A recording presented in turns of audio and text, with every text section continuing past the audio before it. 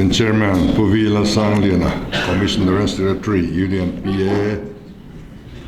kan Kualza Ompuke Sabdanga Minister I&PR, Advisory Committee le Joint Steering Committee Member te,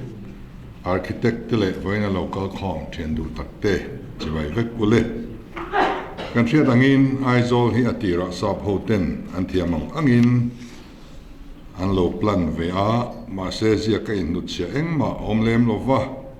bor sap thanem ngai zual ten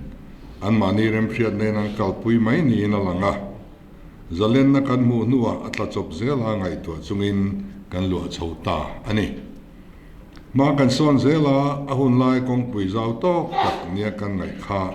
tu na chuan alo zau to talova hol lian tham tak nia kan ngai te kha an lo te ta a kong pui zau zok te pui pun na mun tha zok te pak ngom tak te kan mamo na alo sang ta le ni ani na taka chuan tuna hian chiat rup na lian tham lo thleng pal ta se staging area thapo kan nei lova truck lian chi ho te in tran na tur kong pui zau thapo kan nei fum fe lo ani State danga kansina ko pui moi le mun ma thatak tak an lo nei loma rual o nai M3 van nei thak tak main aizol ailia Assam Rifle lo ram chu mi pui kuta alo om ta a an ram chu san mandan tur ngai to tu tur advisory committee mi pui zong song te ayo zo tur kan dina advisory committee chuan uluk takin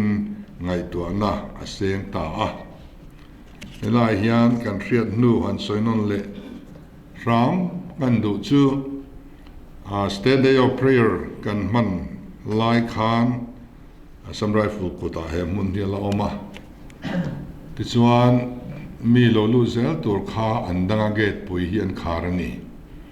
tin kan hon kha elam hoi zongin ron wa suan tia tin in sound ti zoi ru in beng cheng lutuk anti boka akan zai tui lak lo to sia kan nual roi maya pathian nena hela mual hi mizo te ta ania ma fakna mun ta na kan man theinan I tong trai ro lang kan ti top maya kan tong trai chan na hi kan muta kumza som thum nuwa kan kuta alo lu ta amandan turahian sarkarin kan department te kan mitiam te nena ngai to mai hi tok kan tilova stakeholder rang mizo mi pui helama ngai to na seng thin ne kan thria zong zong ai o kan kimani advisory committee yan voi duai lo kan tru khoma kan advisory committee member te chunga po lom thu ka soi duwa tuna hianin Trum khat chu kan thun lengai mai om ngo kan ti a chumi ani lo chuan kan na kan zo thu khat ta nge a atira tangin tluang takin in lungrual takin kan kal chawa lo om hle tin Assam Rifle ram chu san chung changa hian ziak le official indoor kan ni lova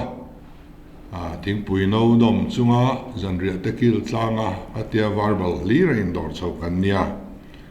Mania and DC a local khan residents minran gua tachuan Assam Rifle ram somi khatlami so di market fel ni seng kan tia riru nei takin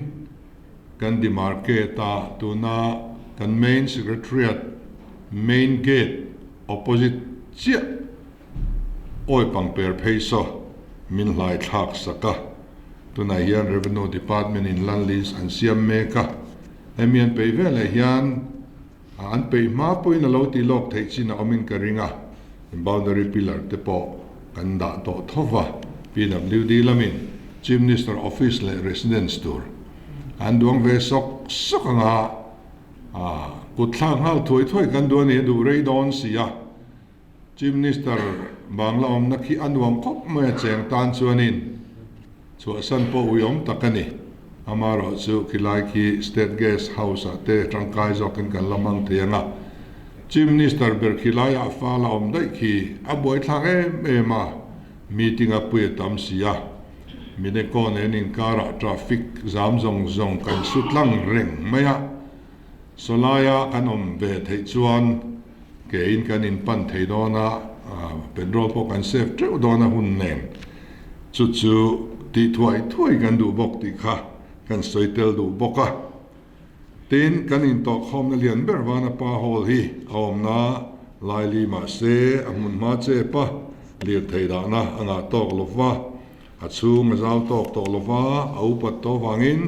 sak that atul to box sia a tharin sangu tin kan real ta ani wana pa hol chau hi kan malak na tur ani lova Idol Square te Heritage Court te Open Air Amphitheater te parking zau tak te pangmoi tak te din turin ruam na siam ania tuna kongpui omsa po hi ti zau ni se atia chua chong lama kongpui thar sial arel boka aizol laili hi nasatakin kan thak nang lam don ani Ivana pa hall tin kan lo lam thanga nichina presentation kanan mu khan vana pa center ti kha ain ziadan ning ka ria kha po kha moi zo kin in me zo mai the ni chu I&PR lamin an lamang ang kha kan mang chou tho meng chu usa pa ho in tiang ang kha kan ring to meng chu hei chu ruaman reng hi state dang khopui moi tak te mit thla chunga rual elna thinlung puin kan ram mel lan na tur kumtam tak lo la om tur thlenga kan tangkai pui tur ngai tu chungin kan kalpuya wana pa holen park po hi khopui laili taka om tur pui pun na mun lang sar ber tur niangin moi si thasi him si ni se kan dua min aizol an mit tharwala an mit thalo lang ve ngal tur iconic building sak kan du ani nichina a presentation kan anena khan tlai zong kha tlarwang maya amoi don lein ka ria hu mengalaya te peichuanin a festival a ran pai nen siama kan rama po tual tro te tam ma kha min hip tu thatak ani karinga kha ba khan kan state tree her se hi war theilang ka du khop mai khoi puna po helai kherlowa po tin helai kan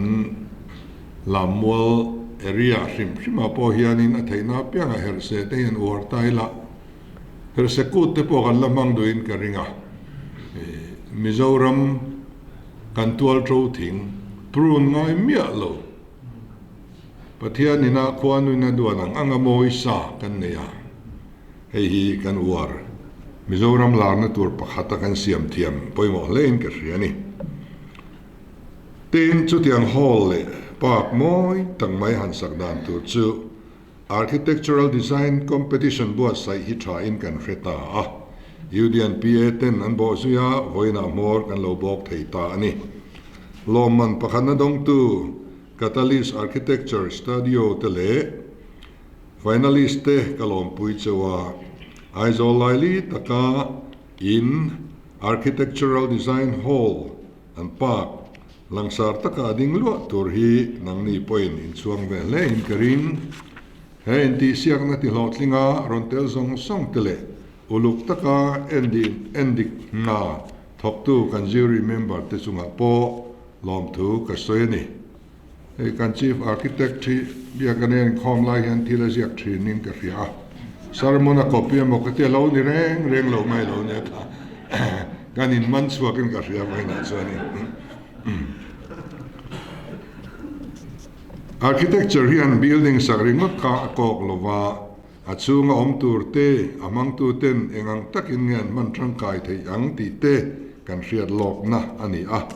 van tlang mun phei chu au howa kan pun khom na tur nau pang ten in fiam na tual china ta na an man tur te ni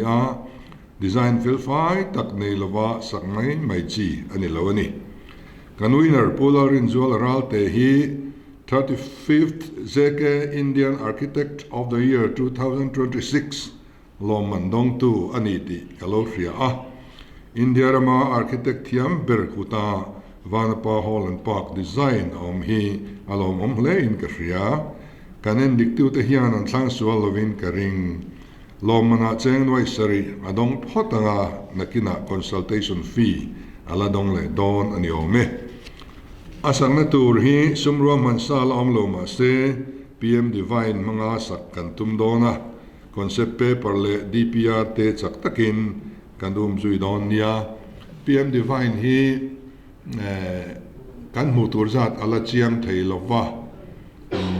thil dang ne na club together and tum ni ten country crore zaruk borvel hi chu dong tura kan hanin ngai ri ngota ta chuanin project lian pui mai chop hi kan neya mi kan khop kham don lo viawa adil pundan te po